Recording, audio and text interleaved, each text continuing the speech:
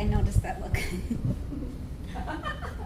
Mary Anne Burrows, DTM, will be giving her speech from the Competent Communicator Manual Project 6 called Vocal Variety. The purpose of this speech is to use a proper balance of voice, pitch, rate, and quality to reflect and add meaning and interest to the thoughts to the speaker. The speaker is to use vocal variety smoothly and naturally and use pauses to enhance the message. The title is Spiders Are My Friend. The timing is 5 to 7 minutes. Mary Anne Burrows, DTM.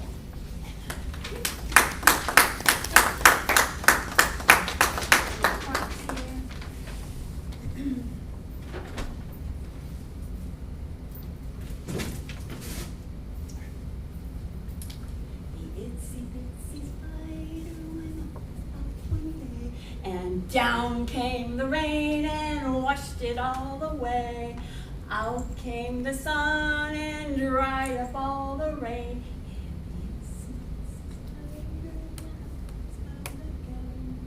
Fellow Toastmasters and welcome guests, most of you sang that little song when you were young.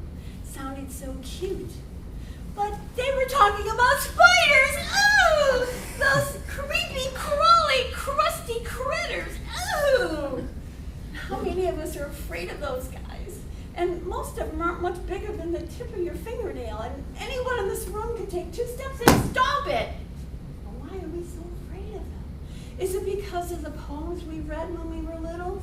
Little Miss Muffet sat on the tuffet eating her curds and whey, whatever that is, and down came a spider and sat down beside her and scared Miss Muffet away? I don't know, even that doesn't seem like it should make us that afraid. My daughter Kim used to be terrified of spiders, and this went on for many years. So finally my husband sat her down and said, think of spiders as your friend, in hopes that maybe she would get over some of her fear by looking at it from a different perspective. And Deborah Wiles suggests that the secret to not being afraid is to understand what you're scared of. That makes sense. So I thought we would explore the spider today. Now there's over 40,000 different species of spiders on the planet. Fortunately in Cleveland, maybe because it's so cold most of the time, we only have 39 species of spiders in Ohio. Only 2 of those could even bite you and cause any pain. And they wouldn't bite unless they felt threatened. But there are, the scientists say there's a better chance of you getting hit by lightning than to be bit by a poisonous snake and die. So you can rest assured that they're not really as threatening as you might think they are. So I thought we would move on into the spider body. This is a blown up picture of a spider face. Only a face a mother could love. But if you've ever wondered if there were aliens on the planet, I think we've just found the answer. And did you know that spiders have light blue blood? Remember Spock? His was green. And the eyes, all 8 of them, they say the eyes are the window to the soul. I don't think I want to know what that soul is all about. So let's move into the body. Now they say that a woman's perfect body is the hourglass figure, but when it's brown and crusty, I don't think it is quite as appealing. And for those guys out there that are leg men, how about those spindly, skinny, scrawny, hairy things? Ooh. Now most of you know that spiders, or at least most of them, weave webs. And if you think of a web like a hockey player who's protecting his goalie from the puck, only with a spider he's trying to lure in his prey. And do you remember when you were a kid and they had spitballs? Well, some spiders can actually create this substance in their mouth where they can spit it out, grab their prey, and then draw them back into their web. Pretty amazing. And how many of you have ever gone for a walk in the evening and come across a spider web? And suddenly you become a kung fu fighter trying to get that slimy stuff off of your body. Ooh. But actually, the silk from a spider is considered to be one of the toughest products in the entire world. And scientists have never come across a way to reproduce that in the laboratories. So that's pretty fascinating. Now, spiders do not have teeth, so they cannot bite their prey.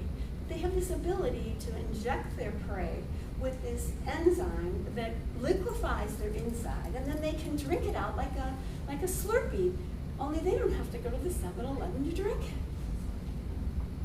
Now, one of the things that I find a bit daunting about spiders is the way they move around in the world. Now, they just sort of jump up on you, or they dangle down from their silk. You just never know what they're up to or where they're going to come from. How many of you know people that are like spiders?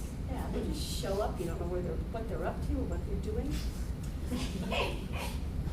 Now, there are lots of different, oh, I know. Do you remember, did you know that spiders with hair on them are considered to be mammals?